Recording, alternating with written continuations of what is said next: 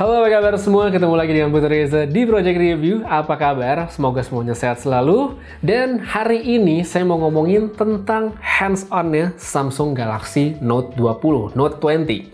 Bukan saya yang hands-on, tapi ngomongin hands-on. Karena dalam jangka waktu yang sebenarnya masih cukup panjang ya. Ini sebenarnya dimulai dari awal bulan Juli yang lalu dan sekarang udah tanggal tengah bulan menuju tanggal 20-an, itu bocoran untuk handphone barunya Samsung, flagship barunya itu banyak banget. Saya bingung kenapa bisa banyak banget kayak gini. Bahkan kalau saya ingat atau throwback ke beberapa tahun terakhir, ini kayaknya adalah yang paling banyak dari seri S atau Note sebelum-sebelumnya. Bocorannya banyak banget. Buat yang mungkin belum tahu, beberapa waktu yang lalu, Samsung Rusia itu pernah ngepost tentang Samsung Galaxy Note 20 di website mereka.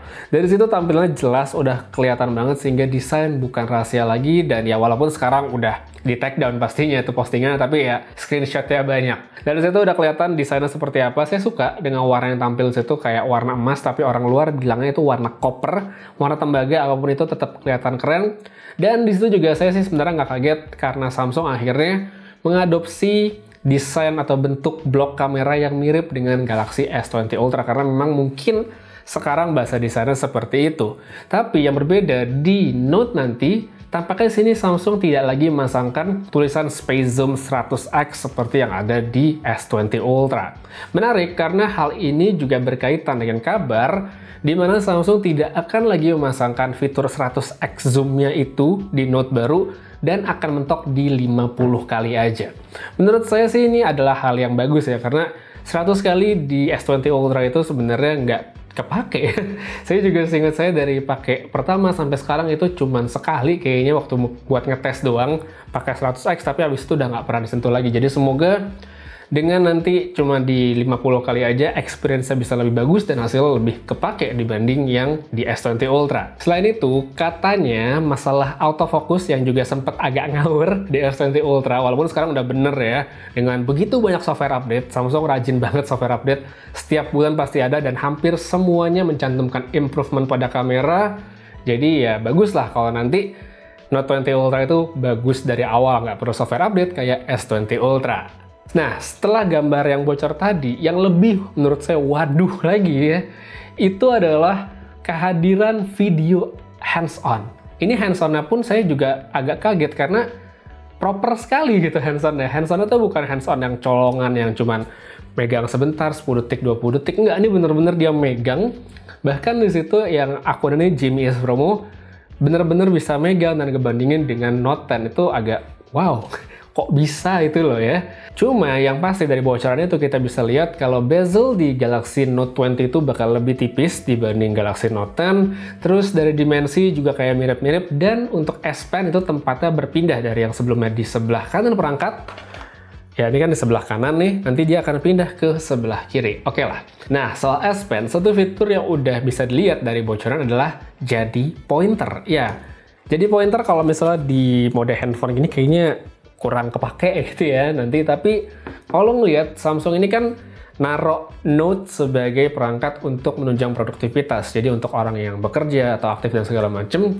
Jadi kalau saya kira-kira nanti fitur pointer itu akan kepake kalau misalnya user Note 20 itu akan misalnya melakukan presentasi, terus dia menggunakan DeX, mode desktop ya yang ada dari Note-nya.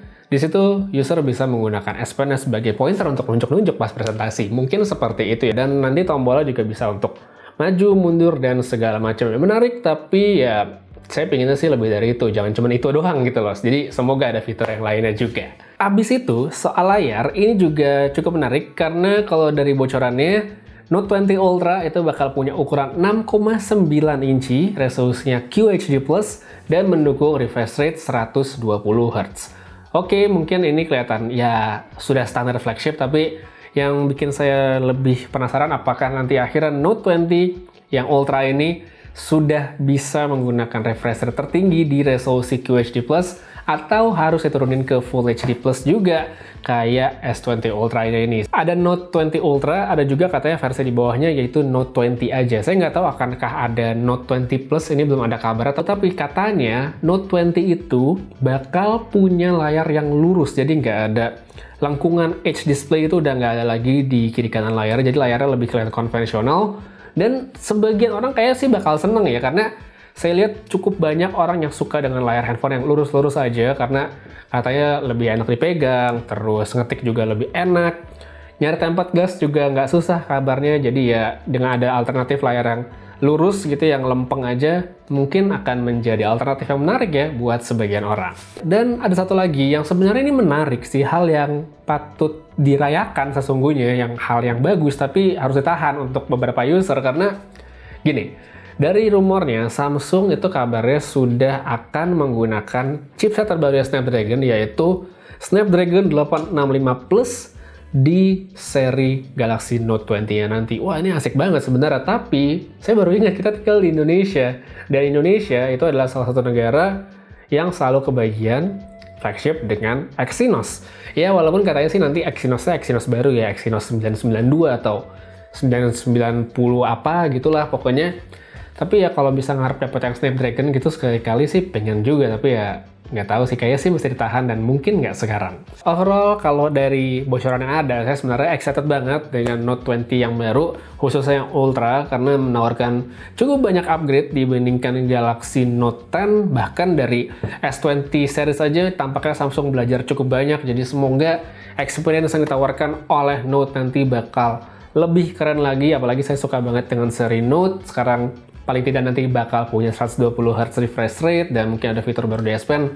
Saya sih excited banget dengan perangkat tersebut. Sedikit tambahan juga sebelum menutup video, jadi tanggal 5 Agustus nanti nggak cuma Galaxy Note baru aja, tapi bakal ada Galaxy Fold 2 kabarnya, bakal ada Galaxy Z Flip 5G, nih yang handphone lipat ini, bakal ada penerusnya yang 5G, jadi mungkin sudah menggunakan Snapdragon 865 atau Exynos yang baru. Terus ada juga TWS. Nah, TWS ini juga menarik karena kabarnya sudah akan menggunakan noise cancellation, active noise cancellation akhirnya. Dan namanya tuh masih simpang siur, ada yang bilang namanya Galaxy Live, ada yang bercanda namanya Galaxy Beans. Karena bentuknya kayak kacang, asli kayak kacang gitu. Kayak sih kalau dilihat dari bentuknya pas gitu di kuping, tapi saya penasaran gimana fitnya, enak dipakai nempel nggak dipakai, enak dipakai olahraga atau nggak, itu bakal menarik sekali untuk dicoba. Kalau ngelihat dari tanggal rilisnya tanggal 5, berarti biasanya pre-order tuh kan langsung dibuka nggak lama setelah launching, jadi kemungkinan perangkat-perangkat baru Samsung itu bakal tersedia resmi di Indonesia mungkin ya di awal Agustus ya, 2-3 minggu lah setelah unpack-nya. Jadi ya mungkin bulan depan kita udah bisa mulai ngomongin handphone baru Samsung. Ya, semoga. Jadi kayaknya segitu aja dulu untuk omong-omong singkat tentang rumor-rumor handphone baru Samsung.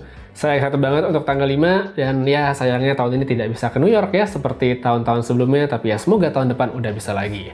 Dan buat kamu yang memang menggunakan Samsung sebagai user Samsung, apalagi seri S atau Note, excited kah dengan barang-barang baru Samsung, terlebih Galaxy Note series? Apakah kamu seneng dengan layar yang akhirnya lurus, ataukah kamu berekspektasi bakal dapat Snapdragon di Indonesia atau apapun? Tulisin aja pada kolom komentar di bawah. Putri Reza pamit, sampai ketemu lagi di video berikutnya. Jaga kesehatan selalu, dan seperti biasa, have a nice day.